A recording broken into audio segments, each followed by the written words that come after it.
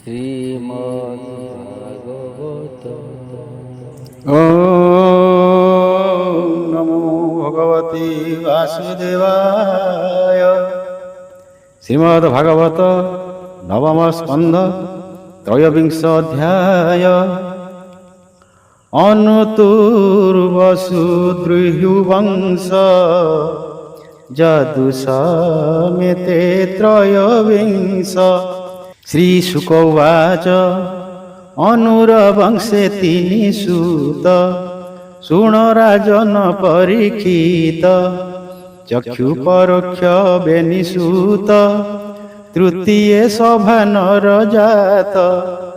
ସଭାନରରୁ କାଳ ନର ସୃଞ୍ଜୟ ତାହାର କୁମର। ଜନମେ ଜୟ ତାର ସୁତ ତାଠାରୁ ମହାଶୀଳ ଜାତ। ମହାମନା ପୁତ୍ର ତାହାର ତହୁଁ ତିତିକ୍ଷୁ ଉଷିନର। ଶିବିଜେ ସମୀ ଦକ୍ଷବନ ଉଷିନର ଚାରି ନନ୍ଦନ। ବୃଷାଦର୍ଭ ସୁବୀର ଦୁଇ ମଦ୍ର କୈକେୟ ଚାରି ଭାଇ। ହୋଇଲେ ଶିବି ବୀର୍ଯ୍ୟ ଜନ୍ମ ଅଦ୍ଭୁତ ତାହାଙ୍କର କର୍ମ। ତିତିକ୍ଷୁ ପୁତ୍ର ଋଷଦ୍ରଥ ଅଦ୍ଭୁତ ତାହାର ଚରିତ। ତାହାର ପୁତ୍ର ନାମ ହେମ ସୁତପା ତାହାର ନନ୍ଦନ। ସୁତପା ପୁତ୍ର ବଳି ହୋଇ ବନେ ତପସ୍ୱୀ ରୂପ ବହି। ରହିଲା ସଂସାର ଉପେକ୍ଷୀ ସଂସାର ସ୍ୱପ୍ନ ପ୍ରାୟ ଦେଖି। ବଳିର କ୍ଷେତ୍ରେ ଷଡ଼ାତ୍ମଜେ ଜନ୍ମିଲେ ଦୀର୍ଘତମା ବୀର୍ଯେ। ଅଙ୍ଗବଙ୍ଗ କଳିଙ୍ଗ ତିନି ସୁମପୁଣ୍ଡ୍ର ଯେ ଅନ୍ଧ୍ର ଘେନି। ଆପଣା ନାମେ ରାଜ୍ୟ କରି ସୁଖେ ପାଳିଲେ ବସୁନ୍ଧରି। ଏ ଷଡ଼ ଦେଶେ ହୋଇ ରାଜା ଧର୍ମେ ପାଳିଲେ ଜନ ପ୍ରଜା। ଅଙ୍ଗତ ନୟ ଖନ ପାନ ଦିବିରଥ ତାର ନନ୍ଦନ। ଧର୍ମରଥ ଯେ ତାର ସୁତ ତାତହୁଁ ଜନ୍ମ ଚିତ୍ରରଥ। ସେ ଚିତ୍ରରଥ ବଂଶହୀନ ଲୋମପାଦ ତା ଖ୍ୟାତ ନାମ। ଦଶରଥର ସଖା ସେହି ଅପୁତ୍ର ତାର ବଂଶ ଚାହିଁ। ଶାନ୍ତା କନ୍ୟାକୁ ଦେଲା ନେଇ ଅତି ଆନନ୍ଦେ ତୋଷ ହୋଇ। ସେ ତାକୁ ଋଷ୍ୟ ଶୃଙ୍ଗ ତୁଲେ ବେଦ ବିଧାନେ ବିଭା ଦେଲେ। ପୂର୍ବେ ସେ ଲୋମ ପାଦ ଦେଶେ ତା ଦେଶେ ଇନ୍ଦ୍ର ନବରସେ। ମନ୍ତ୍ରୀ ଚବନେ ଜ୍ଞାନ ପାଇ ହରିଣୀ ସୁତକୁ ଅଣାଇ। ଗଣିକା ନୃତ୍ୟ ଗୀତ ବଳେ ଚିତ ମଜାଇ ତାଙ୍କ ମେଳେ। ଇନ୍ଦ୍ର ନିମନ୍ତେ ଯଜ୍ଞ ପୁଣ ସେ ଋଷି କଲେ ନାନା କର୍ମ। ଏମନ୍ତେ ଇନ୍ଦ୍ର ବରସିଲା ରାଜାର ସନ୍ତତି ହୋଇଲା। ସନ୍ତାନହୀନ ଦଶରଥ ତାର ସକାଶୁ ପୁତ୍ର ପ୍ରାପ୍ତ। ଲୋମପାଦର ଯେଉଁ ସୁତ ସେ ଚତୁରଙ୍ଗ ନାମେ ଖ୍ୟାତ। ତା ପୁତ୍ର ପୃଥୁଳାକ୍ଷ ହେଲା ତାହାର ବୃହଦ୍ ରଥ ବଳା। ଆବର ବୃହଦ୍ ଭାନୁ ନାମ ତୃତୀୟ ପୁଣି ବୃହତ୍ କର୍ମ।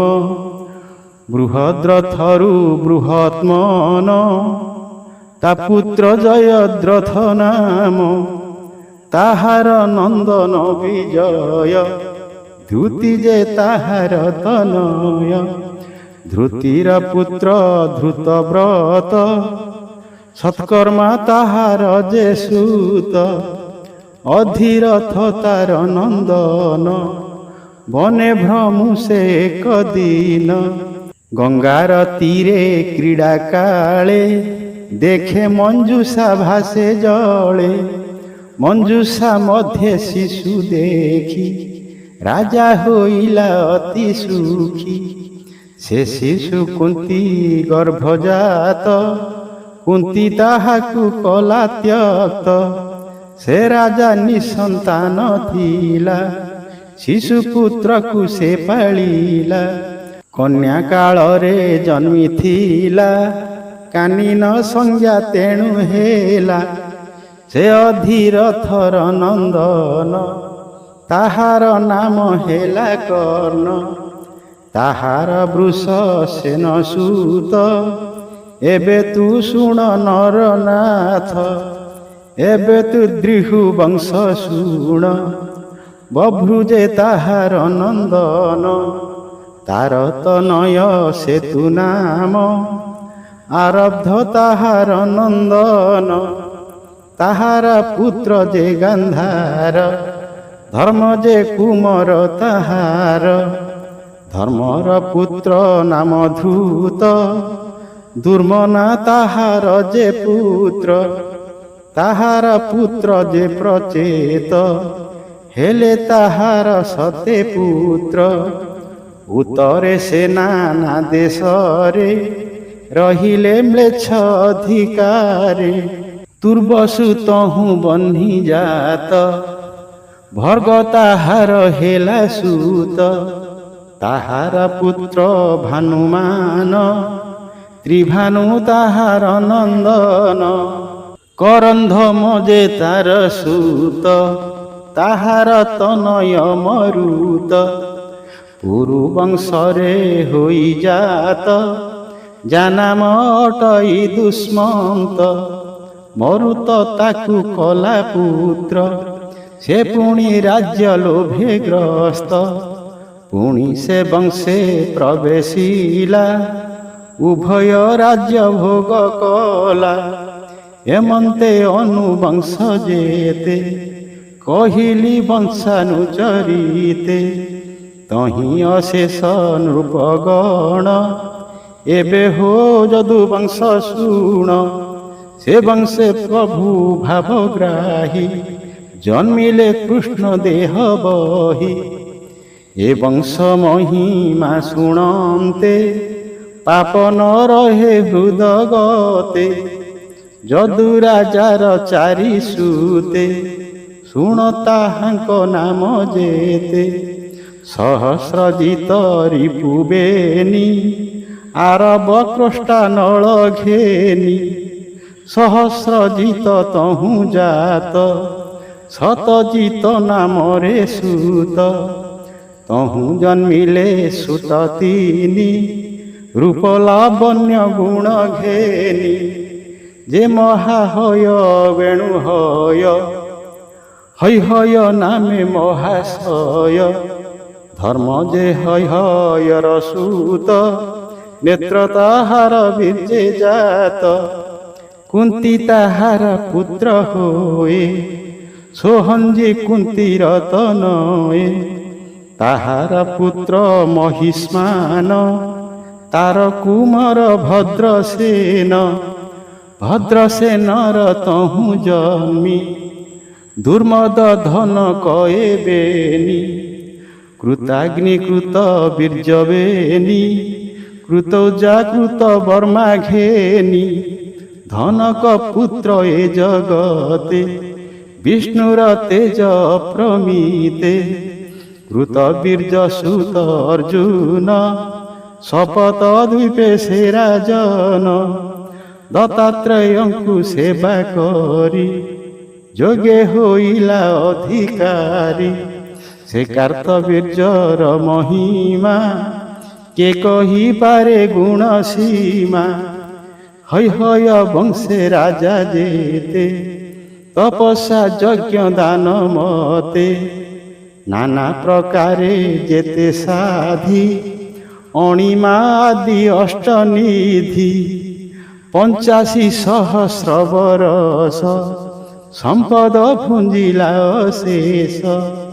তাহার সময়ে সংসারে, কেহি নহিবে অধিকারে।